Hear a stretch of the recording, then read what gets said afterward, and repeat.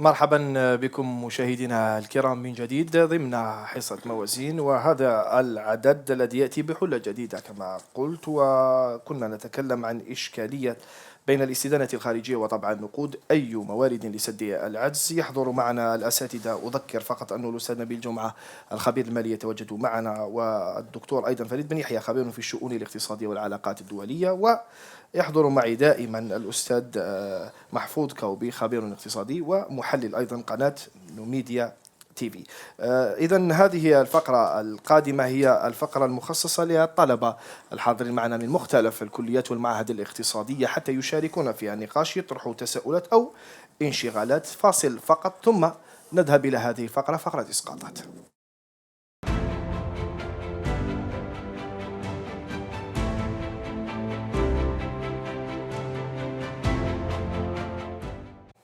نمر إذن إلى أول سؤال من الطلبة الحاضرين معنا في الاستوديو، تفضل.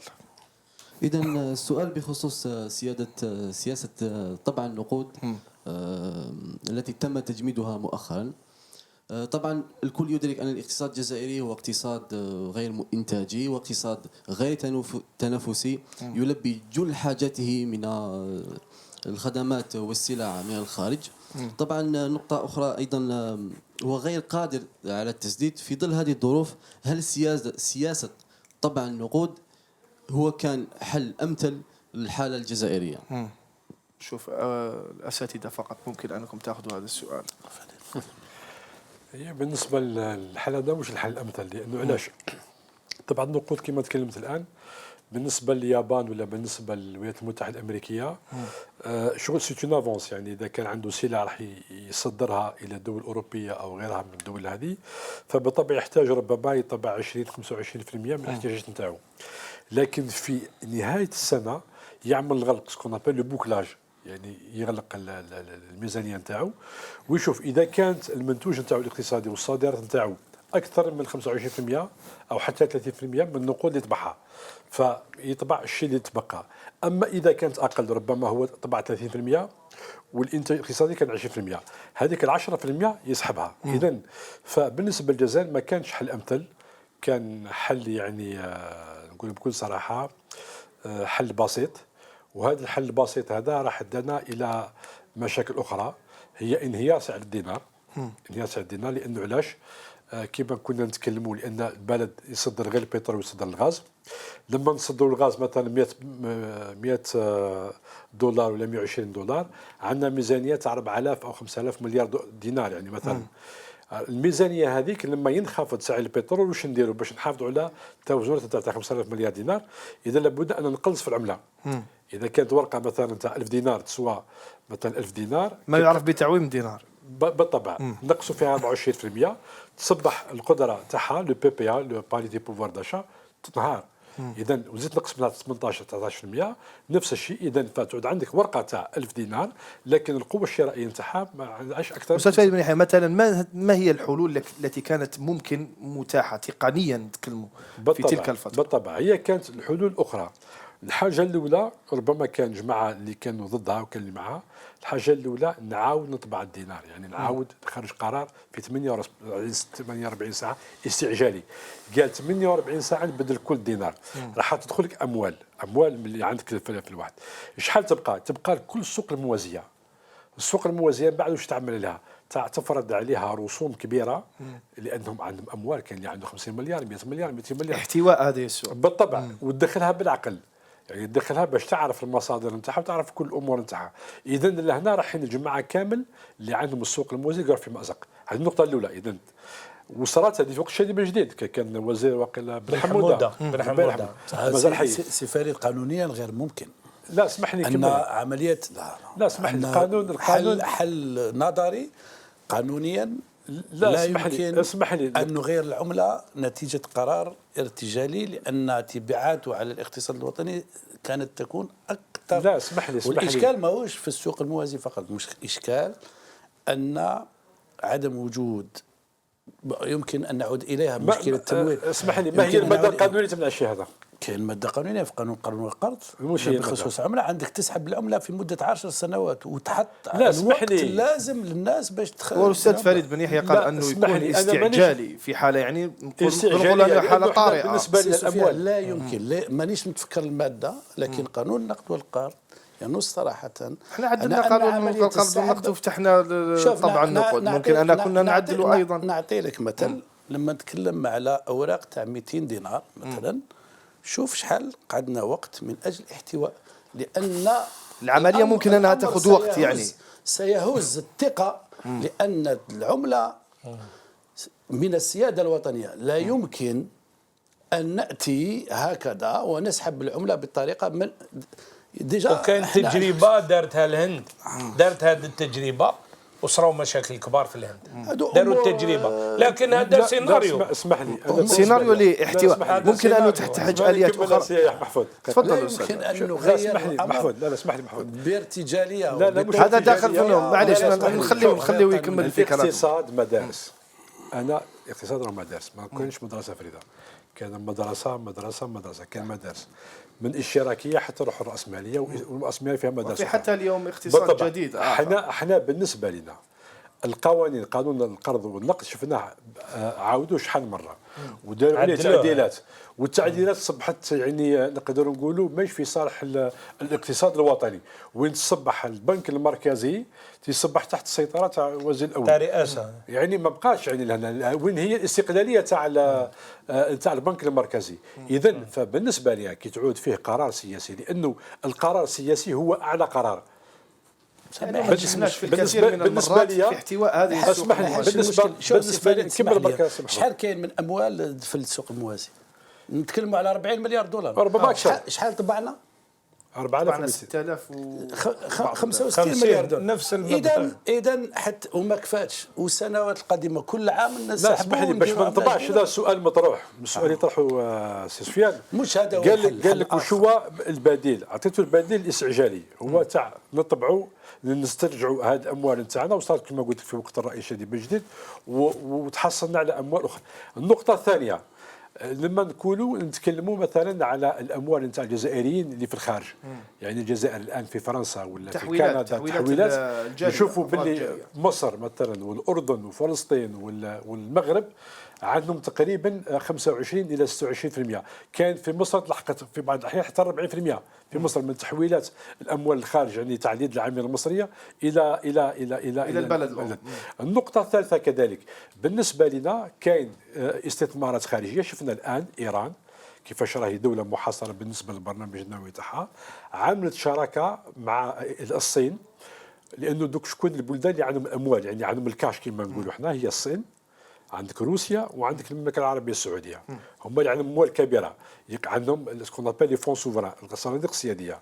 الان الصين راح تستثمر حوالي 400 مليار دولار في ايران، رغم انه الجزائر الموقع تاعها الجيو استراتيجي احسن من ايران كثيرا. لابد انها فقط نهيئ المنصه حتى بالطبع. والصينيين لا اسمح لي، والصينيين اسمح لي الصينيين جاوا للجزائر عده مرات، حبوا ينشئوا مناطق حره، حبوا يعملوا استثمارات كبيره في الجزائر، لكن للاسف كانت في اطراف خارجيه متواطئه مع اطراف داخليه، ما خلاش الاستثمارات هذه بملايين معروفه انه ضغوطات الكثير من الدول الاوروبيه. اسمح لي، اذا ايران دارت 400 مليار دولار، انا بالنسبه للموقع الاستراتيجي تاع الجزائر والخارطه الجزائر ممكن انها تكون نمر افريقيا اقل شيء تستثمر فيه الصين في الجزائر حوالي 1000 مليار دولار.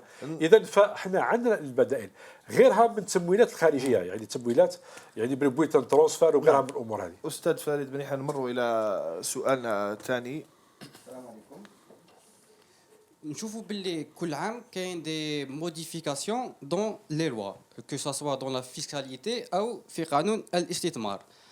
alors que المستثمرين هادو يحبدوا une stabilité socio-économique et politique.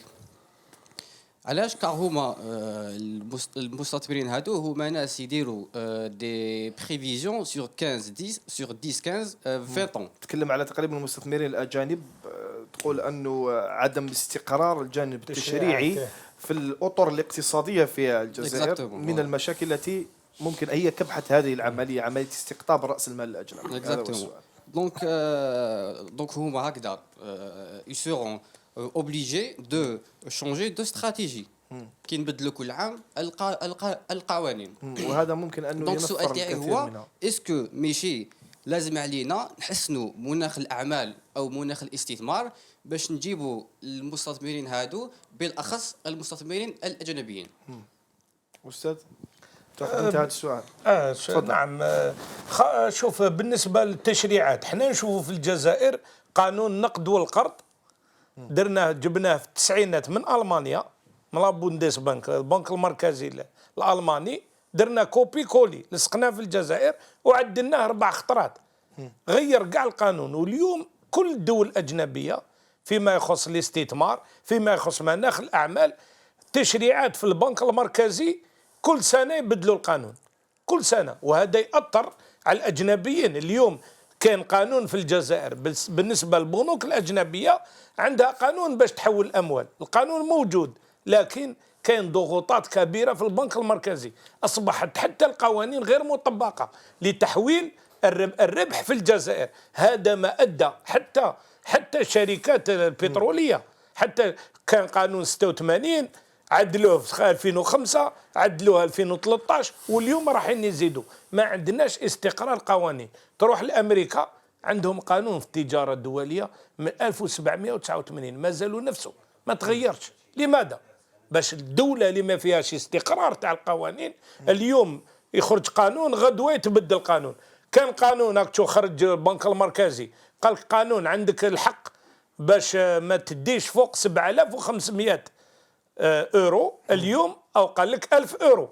باش تشوف التشريعات الجزائريه في الاستثمار في 94 داروا تاع الاستثمار داروا شباك الوحيد دارته الدوله في 94 باش المستثمر كي يجي يروح موحد شباك موحد واحد يعطيك سجل تجاري يعطيك ولو اصلا في الاقتصاد العصري لا تحتاج حتى الى هذا الشباك يعني.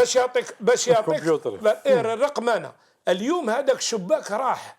لماذا؟ كان تضارب كبير. اليوم ولا حبينا نحسنوا مناخ الاعمال ونحسنوا الاستثمار في الجزائر كل الدول الاجنبيه لازم تفتح الاقتصاد تاعك ولازم دير رقمنه. حتى سيناريو تاع الاموال لو كان درنا رقمنه ودرنا المحفظه الالكترونيه بلا ما وكان درناهم في 48 ساعه نديروا رقمنه ونديروا الاخر يدخلوا الاموال كاع في رقمنه. ما اللي عنده الاموال خلاص نديروا المحفظه الالكترونيه نخلصوا بها كاعش. اليوم في الجزائر كاع عندهم الجوال تعميم الدفع الالكتروني التجاره الالكترونيه. الاموال هذيك اللي راهي عندك 33% من الناتج الاجمالي واش يدير؟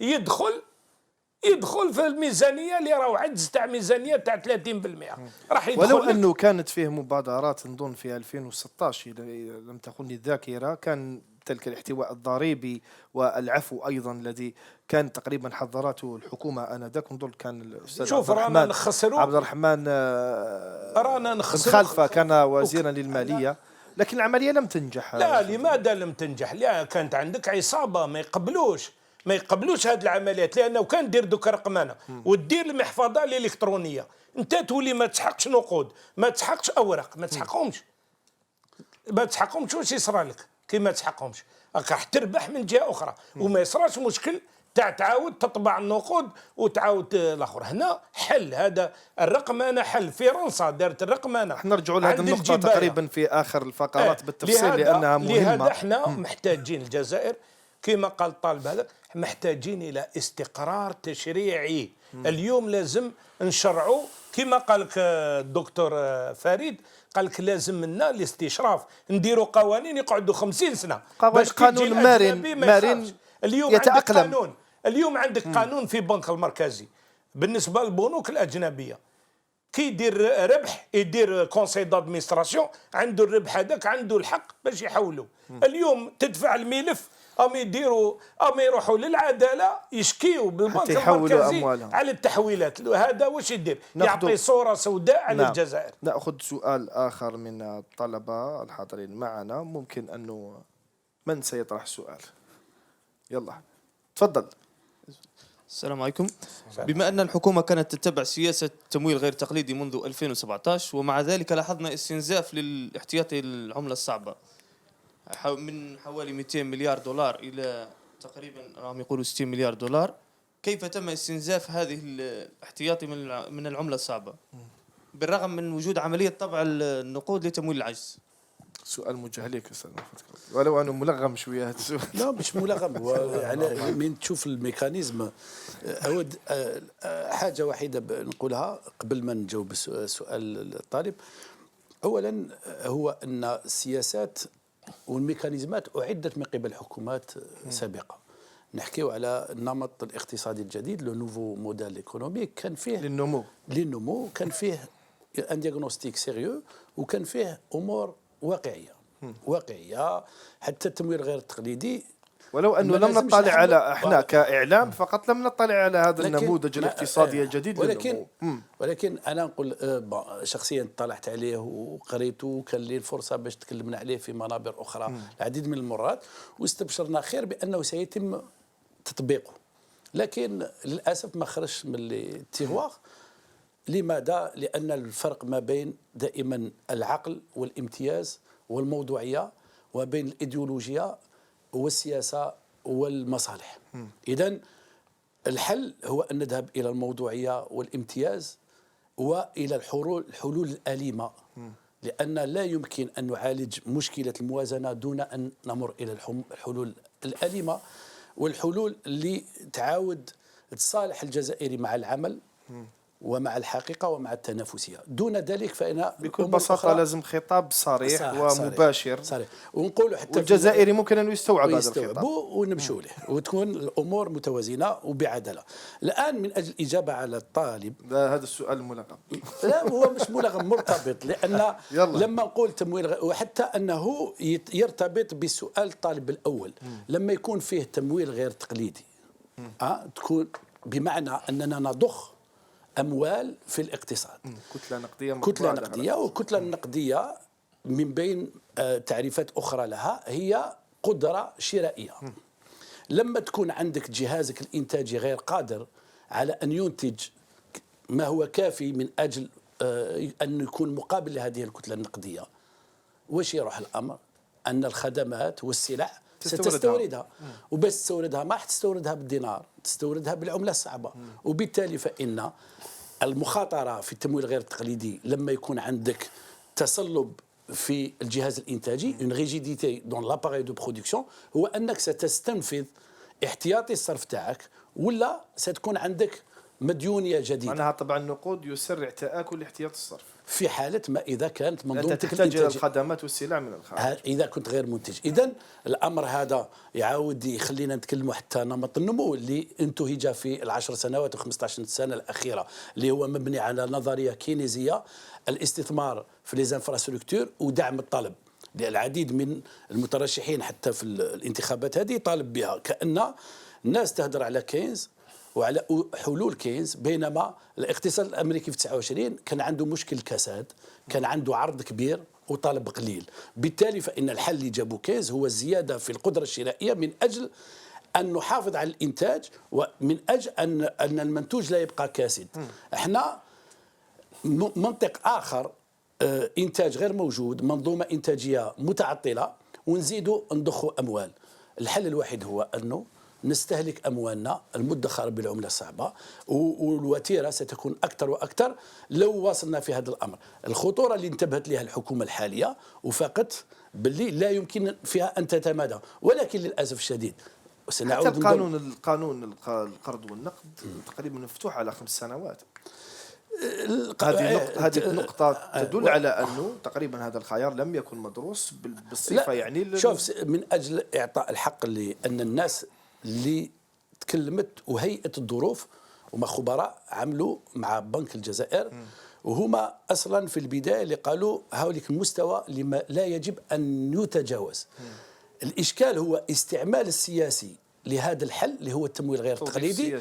كان فيه احنا هؤلاء مشكلتنا كل ما يجي استحقاقات رئاسية ولا انتخابات يبدأ افتح الحنفيات وخلي الناس تاكل وخلي الناس والعجيب تعيش. أننا على وهذه هي. مدار أكثر من عشريتين حاولنا أن نشري هذا السلم الاجتماعي، ولكن اليوم فيه مطالب اجتماعية وحنا في الشارع. نتمنى وهذا تقريبا مفارقة ونتمنى عجيبة. ان لان الجزائر الان محتاجه الى مشروع بكل جوانبه بما فيها الجانب الاقتصادي، ونتمنى في هذه الاستحقاقات ان سياسه الانفاق والنفاق اللي بينت محدوديتها انها لا تتبع من قبل المترشحين، تكون أكثر والناس واقعية. تجيب بحلول تكون واقعيه أكثر وليس واقعية. بالخطوط العريضه اللي ولفونا ناخذ بها. سؤالنا الأخير لأنه ما بقناش الوقت في هذه الفقرة 4 دقائق فقط. سؤالنا الأخير تطرحه الآنسة. الجزائر تعاني أزمة تمويل بعد أن كانت تعاني مشكلا في تحقيق المردودية. هل هذا سيصعب في مسار لجوءها إلى المديونية الخارجية في حالة لجوءها إلى الاستدانة؟ تفضل أستاذ فارس. أنا ناخذ بالترتيب. جاوبوا على المديونية الخارجية. أنا من بين الناس اللي ضد المديونية الخارجية لأنه ما نعرفوش حتى نسيروها، نقول لكم صراحة. دوك الاكسبرتيز يعني الخبرة في مجال الاستدانة. في مجال الاستدانة ما عادش عندنا بكل صراحة. حتى لنا. الحاجة الثانية، هل هذا يرجع فقط، اسمح لي قاطعتك أستاذ فريد، هل هذا يرجع إلى تلك التجربة المريرة اللي عشناها في سنوات التسعينات لما لجأنا إلى صندوق النقد الدولي؟ هل هذا عندها علاقة مثلا بقى ذلك المركب نقص مما يعرف لا عندها بالاستدانة؟ علاقة. والأموال هذيك اللي جبناها من الخارج ما عملناش بها استثمارات منتجة باش نرجعوا الأموال للبنوك، استهلكناها وراحت كقروض إلى بعض الشخصيات في الجزائر، رجال أعمال وكانوا رجال في السلطة تحصلوا على أموال استعملوها في الاستيراد. إذا كلفتنا إصلاحات على تعملوها مستوى ودفعنا ثمن. لما جات دخلت الصندوق أصبحنا ما عندناش الأموال باش نرجعوا، بالطبع طلبنا ريشونمون يعني إعادة الجدولة. إعادة الجدولة. كي عاودنا إعادة الجدولة شكون اللي سنة الدراهم؟ كان الكلوب دو باريس، نادي باريس ونادي لندن. نادي لندن اللي كانت نادي باريس اشتراه من نادي من لاباس دو طوكيو، لأنه كانت عندنا 7.2 مليار دولار مع طوكيو. اشترتها الكلوب دو باريس. يعني نادي باريس. هذه الأندية تحتاج حصة كاملة لأنه بعد نحكي ما يدور داخل هذه اللوبيات الأندية واللوبيات أمر كبير. يشتريوا ويبيعوا في الصفقات هذه. إذا كي شراو قال لك نعاودوا لكم إعادة الهيكلة، وعادت إعادة الهيكلة. يعني كنا قادرين نديروها بدون مديونية خارجية. يعني كان شركات كنا نفتحوا رأس المال نتاعها نبيعوها، نخصصوا مجموعة نرفعوا في رأس الكابيتال تاع بعض الاسهم، ندخلوا شركات أجنبية نساعدوا الاستثمار الأجنبي المباشر سكون ابل لي دي او وغيرها من الأمور يعني. لكن ما عملناهاش. بعد ما صلحت هذه الامور قامت لنا في تسريح حوالي 300 الى 400 عامل في الضربه هذيك تاع التسعينات.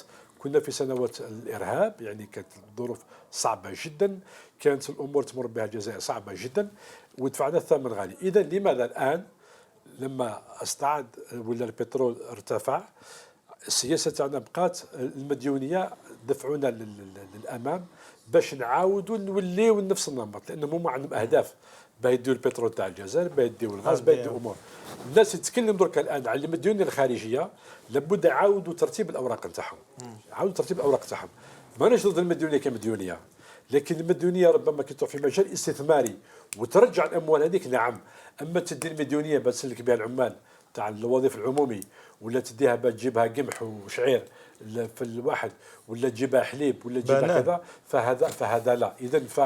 إذا كانت استثمارات حقيقية والمديونية الخارجية. هنا سؤال تقريبا حتى نرافق سؤال الآنسة طالبة اللي كانت في نفس السياق، الفكرة تاعك دكتور. تقريبا هل الجانب تقريبا تسييرنا للمشاريع ووضعنا لاستراتيجيات الاستثمار داخل البلد هو من يجعلك نوعا ما تتشائم أنت من هذه الاستدامة؟ بالطبع، لأن مثلا إعادة تقييم المشاريع، تأخر الإنجاز، الكثير من الأمور. سؤال وجيه، لأنه نشوفوا درك نديروا تدقيق. كان واحد من ما نديروش لا بيبليسيتي هنا، مي كان واحد من المترشحين 5 تكلم قال لك نعمل تشريح ويعمل تدقيق. انا بالنسبه في القطاع هذه حاجه مليحه جيده جدا. لما تعمل هذا الامر هذا فهو شيء جيد. وقتاش تعملوا اليوم ولا من بعد؟ لا يديروا درك يبدا اكيد دير برانسيب راك جاي بريزيدون البرنامج. اسمح لي تسمى ركب معايا ومن بعد نشوفوا الارقام لابد من الارقام انه نعرفوها، لانه نقول لكم صراحه حتى من الوانس تاعنا الديوان الوطني للاحصائيات كثير من الارقام نتاعو غير صحيح اداريه. خفض لنا فقط استاذ فريد بن يحيى فقط خفض لي فقط الفكره فاصل اشاري ثم نعود نذكرك في النقطة اللي كنت تتكلم فيها بجانب المردودية للمشاريع وتأخر بعض المشاريع هو اللي ممكن أنه يرهن هذه الأخطاء اللي الاستدانة. ارتكبناها. نعم، فاصل إشهاري مشاهدينا الكرام ثم نعود.